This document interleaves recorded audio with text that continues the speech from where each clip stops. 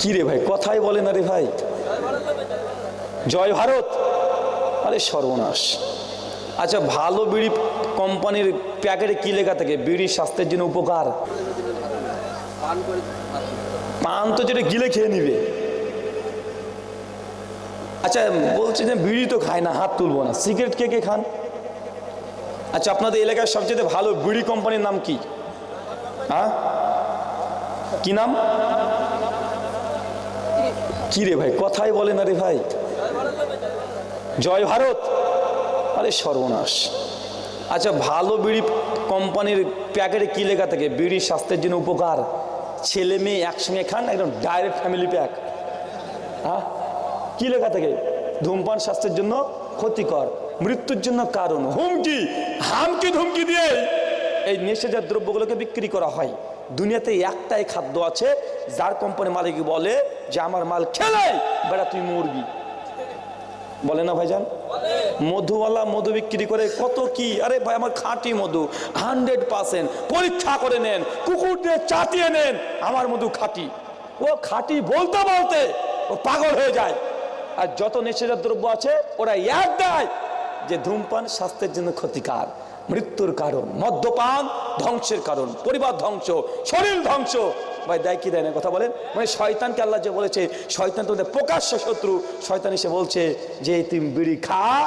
যারা মূর্খ, যারা পড়তে পারে না তাদের জন্য কোম্পানি কত ভালো। মানে এই বিড়ি কোম্পানির মালিক যে কত আল্লাহর ওলি। মানে যারা পড়তে পারে না ওরা বলতে পারে যে কি লেখা ছিল জানি না। এখন বিড়ি কোম্পানি বিড়ি সিগারেট যত সবগুলোতে ছবি দিয়ে দেয়। এদের মানে গালটা ফুলে গেছে, দেখে না ভাইজান?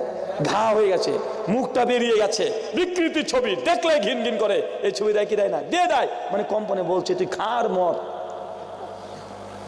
তারপর আমরা খাচ্ছি কি খাচ্ছি না? চাচা, কত বছর ধরে বিড়ি খাচ্ছেন? আপনি তো বয়স যখন 12 তখন লতা তালেন। লতা লতা লতা কি বলে ওটাকে? লতা বলে না? বাবা যখন আপনার বিড়ি খেত, মুথাটা ফেলে দিত, ওই মুথা ধরে টেনেছেন। হ্যাঁ, আমি একটা পরিসংখ্যান নিয়েছি কিছুদিন আগে। নেশাজাত দ্রব্য মানুষের শুধু শরীরকে ক্ষতি করে না, অর্থনীতি ধ্বংস করে ছেড়ে দেয়। কিভাবে জানেন? আপনার বয়স যদি 60 হয়, কমপক্ষে 40 বছর ধরে আপনি বিড়ি খাচ্ছেন। কত বছর? 40 বছর। আমাদের ইন্ডিয়ার রিপোর্ট বলছে, মানে ওয়ার্ল্ড হেলথ অর্গানাইজেশন, তারা বলছে যে ভারতবর্ষের 140 কোটি মানুষের মধ্যে 53% মানুষ নেশাজাত দ্রব্য খায়, পান করে। কত পার্সেন্ট? 53%। তাহলে 140 কোটি যদি 53% করেন কত হবে? লাগভাগ প্রায় ধরেন 70-75 কোটি। 70 কোটি ধরেন, কত কোটি তাহলে? 70 কোটি মানুষ নেশার দ্রব্য খায়, পান করে। আপনি জানেন একজন মানুষ যারা নেশা করে প্রতিদিন কত টাকা খরচ করে? সর্বনিম্ন 50 টাকা, সর্বোচ্চ 2 থেকে 2,500 টাকা। মানে আপনি বিড়ি খান, ফকিন্নির বাচ্চা। কথা বুঝতে পারলেন? আপনি ফকির, কিছু পান না, বিড়ি টানছেন বসে বসে।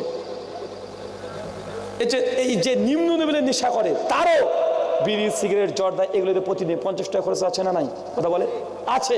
আর যারা মদ বড় বড় 5 স্টার হোটেলে গিয়ে খাচ্ছে 2,500-3,000, হাতের ময়লা। মানে প্রতিদিন 53, 50, 70 লক্ষ কোটি মানুষ প্রতিদিন 50 টাকা থেকে 2,500 টাকা পর্যন্ত শুধু নেশার পেছনে খরচ করে। কত টাকা? নেশার পেছনে। আচ্ছা, এভারেজ যদি করে নেন, পরিসংখ্যান বলছে কমপক্ষে গড়গড়ান একটা মানুষ এভারেজ হয় কেউ 50 খাচ্ছে 50 টাকা, কেউ 200 টাকা, কেউ 500, কেউ 1000, কেউ 3000, কেউ 5000। গড়গড়ান যদি ধরা যায় একটা মানুষ প্রতিদিন 200 টাকা করে বিড়ির পেছনে খরচ করছে। মানে আপনার 50 টাকা লাগলে আরেকজন তো 600 টাকা লাগে না? আচ্ছা, 1000 টাকা লাগছে। গড়গড়ান এই 50% মানুষ, মানে 70 কোটি মানুষ প্রতিদিন 200 টাকা করে নেশার পেছনে খরচ করে, ইনভেস্ট করে। কোথায়? ইন্ডিয়াতে। কোথায়? আচ্ছা, একটু হিসাব করেন তো, 70 কোটি মানুষ প্রতিদিন যদি 200 টাকা করে নেশাতে দেয়, খরচ কত হলো? বের করেন তো, ক্যালকুলেটর ধরবে? 70 কোটি 200, মানে 1 টাকা করে খেলেও 70 কোটি টাকা হয়। 10 টাকা হলে 700 কোটি, 100 টাকা হলে 7,000 কোটি। যদি 100 টাকায় ধরেন প্রতিদিন ভারতে ইন্ডিয়াতে 7,000 কোটি টাকা শুধু নেশার পেছনে মানুষ ফুরিয়ে ফেলছে। 7,000 কোটি, এটা মাসের নয়, একদিনের। চিন্তা করতে পারছেন আপনি? আপনি আপনার বয়স নিয়ে দেখেন না চাচা, প্রতিদিন যদি বিড়িতে 50 টাকা আপনি খরচ করেন, এক মাসে ক টাকা খান বলেন, হিসাব করেন। 1500। আপনি কত বছর ধরে খাচ্ছেন? 40 বছর। এক দিনে যদি 50 হয়, মাসে হয় 1,500 টাকা। এক বছরে কত হয়? এক বছরে কত? হ্যাঁ, 18,000।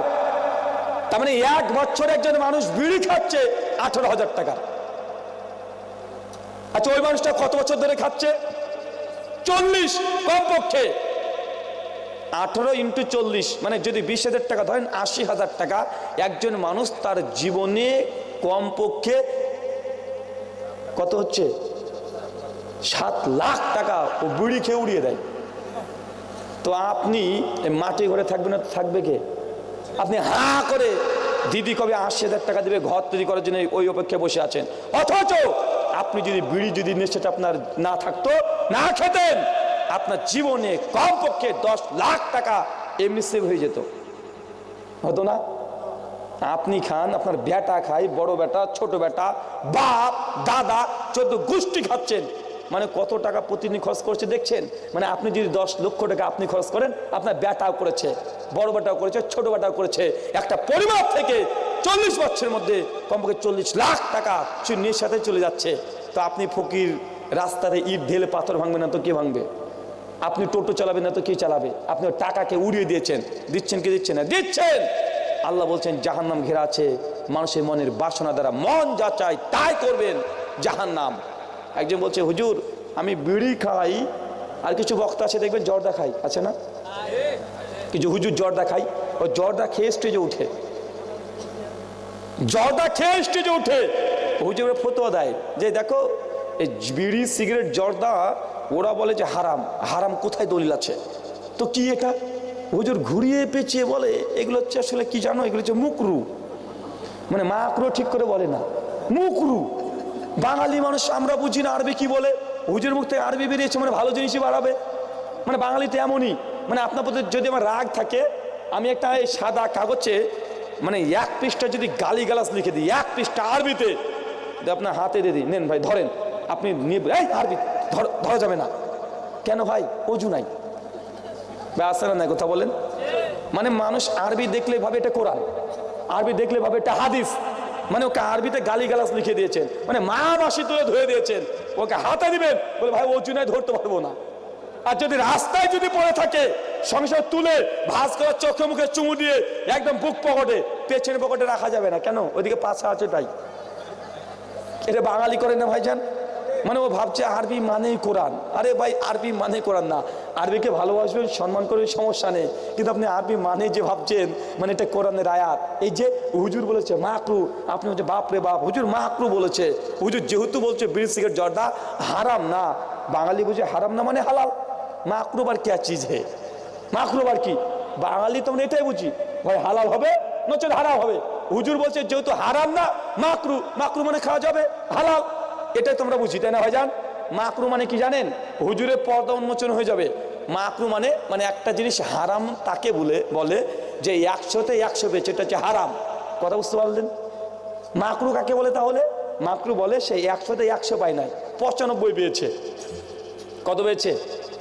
মানে আর 5 পেলে ও হারাম হয়ে যেত, আর 5 মার্কের প্রয়োজন, পায় নাই, এই জন্য হারাম বলা যাচ্ছে না। মাকরু, মাকরু বাংলা মানে জানেন? মাকরুর বাংলা মানে হচ্ছে, মাকরু মানে খারাপ, মাকরু মানে ক্ষতিকর, মাকরু মানে অপছন্দনীয়, মাকরু মানে নিন্দনীয়। মানে মাকরুর একটা বাংলা ভালো পেয়েছেন? মাকরুর একটা বাংলা ভালো পেয়েছেন? তো আপনার হুজুর যে জর্দাতে মুখের স্টেজে উঠছে, মানে জর দেখায় হুজুর, মানে হুজুর আপনার কি খায়? খারাপ খায়। হুজুর কি খায়? হুজুর আপনার খারাপ খায়। ভাই আমাদের সমাজে আছে না নাই?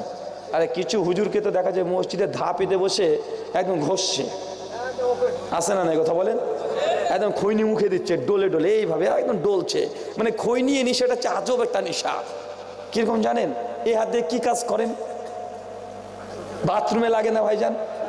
খুব লাগে এটা না, মানে এটা ছাড়া বাথরুম যেন পরিষ্কার হয় না। আর এই হাত খৈনি ঢালছে এই হাতে, এই হাতে, তারপরে একদম যা আছে ডোলে ডোলে হাতে, মানে যা আছে একদম ডোলে ডোলে একদম নিচ্ছে, নিয়ে একদম খৈনি ওই যে পাতাগুলো আছে এটা মিশাচ্ছে আর দিবেতে দিবে এইভাবে ধরে এইখানে ঢুকিয়ে দিয়েছে। মানে কত নোংরা নেশা দেখেছেন।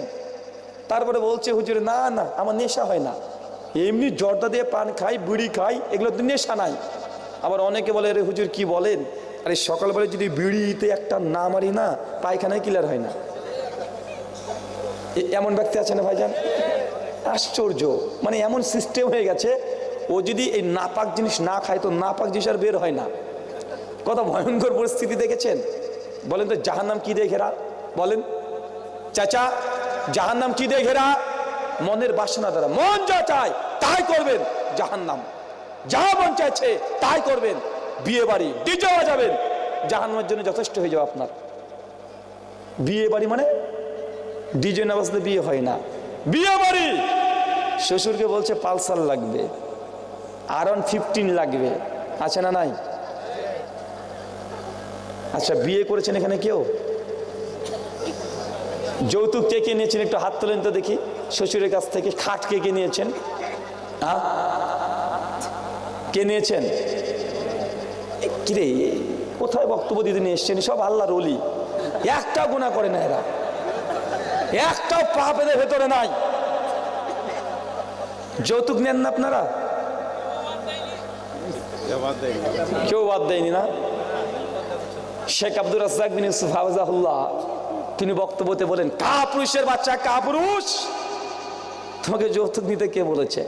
তোমাকে বাপ আর বেটাকে দিনাজপুর স্টেশনে ভিক্ষা করে খেতে হবে, এগুলো বলে না ভাইজান? তারপরে আপনার লজ্জা হয় না, তারপরে আপনার লজ্জা যারা পরিমাণে হয় না।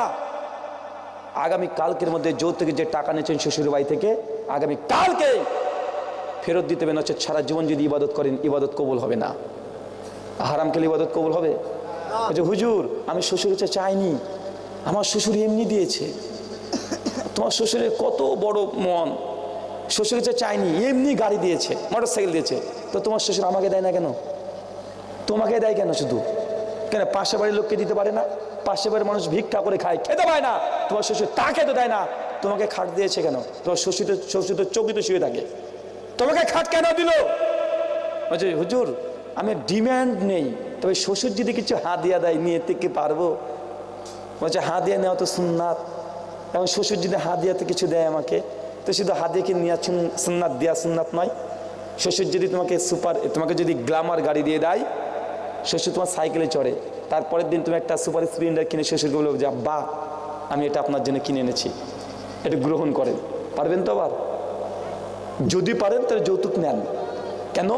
আপনি হাতে হিসাবে নেবেন তো আপনাকে তো দিতে হবে। সারা জীবন শ্বশুর কাছে নিয়েই গেলেন, খাট নিলেন, আলমারি থেকে শুরু করে ঘর সাজিয়ে 5 লাখ টাকা নগদ টাকা। আগের দিনে মানুষ আবার কত নির্লজ্জ ছিল, সাইকেল আর হেরিকেন পর্যন্ত নিত। ভাই নাই নাই, সাইকেলে যদি আবার ক্যারিয়ার পেছনে না থাকে রাগ। আশ্চর্য, সাইকেল নিয়েছে পেছনে ক্যারিয়ার নাই মানে রাগ। আরে লাইট দেয়নি মানে সাইকেলে। এখন ওই সাইকেল থেকে 4 চাকা চলে এসেছে, আসছে কি আসছে না? আসছে। জাহান্নাম যাওয়ার জন্য নিজের মন যা চায় তাই করবেন, জাহান্নাম যথেষ্ট। এই দুটো কথা বাড়িতে নিয়ে যান। কয়টা কথা নিয়ে যাবেন?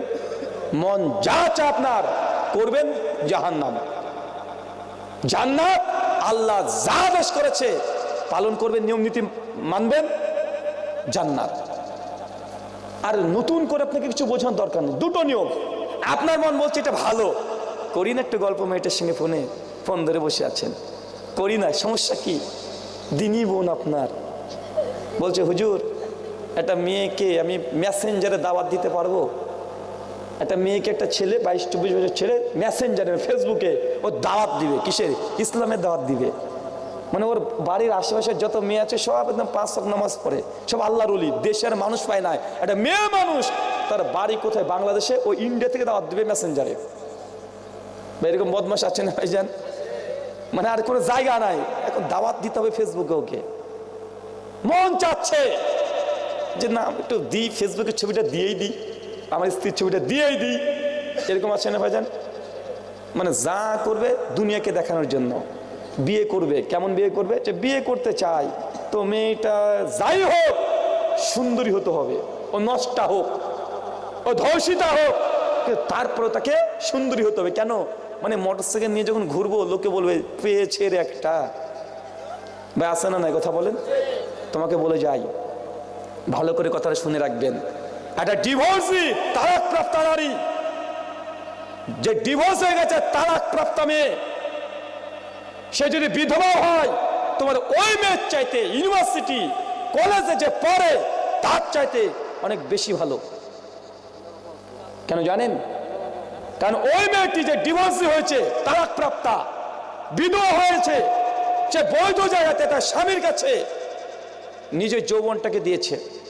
কিন্তু যে মেয়েটিকে তুমি মনে করছো যে না অনেক বড়, একদম স্মার্ট, অনেক শিক্ষিত, সে যে বিয়ে ছাড়াই কত তার বয়ফ্রেন্ডের সঙ্গে বিছানা শেয়ার করছে তুমি নিজেই জানো না। আল্লাহ সুবহানাহু ওয়া তাআলা যুবক তরুণ যারা আছে তাকে বোঝার তৌফিক দাও, সকলে পড়ি আমিন। তিনটে আমলের কথা বলবো, যে তিনটে আমল করলে জান্নাতে আপনিও ঘর পাবেন। কি বললাম চাচা? ওমর বিন খাত্তাবের মতো, আসিয়ার মতো, খাদিজার মতো তিনটে আমল আপনাকে শিখিয়ে দিব, যেটা সহিহ বুখারী মুসলিম হাদিস দ্বারা প্রমাণিত। করলে আপনিও জান্নাতে ঘর পাবেন। বলবো? এক, সহিহ বুখারী 450 নম্বর হাদিস। আল্লাহ নবী বলছেন কোনো ব্যক্তি যদি এই দুনিয়াতে একটা মসজিদ নির্মাণ করে দেয়। কি নির্মাণ করে দেয়? কথা বলেন। মসজিদ নির্মাণ করে দেয়। আল্লাহ নবী বলছেন বাইতুল ফিল জান্নাহ, আমি আল্লাহ তার জন্য জান্নাতে একটা ঘর দিয়ে দেব। করতে পারবেন ইনশাআল্লাহ? এই কথাটা কানে ঢুকলো না? না কাজ নাই, জান্নাতে ঘর নেবে, টাকা দিবে, এরকম মনে হচ্ছে না? দেখেন লোভ নেই, মানে জান্নাতে যদি ঘর পাবেন মানে আপনি উদাসীন, কারণ আপনি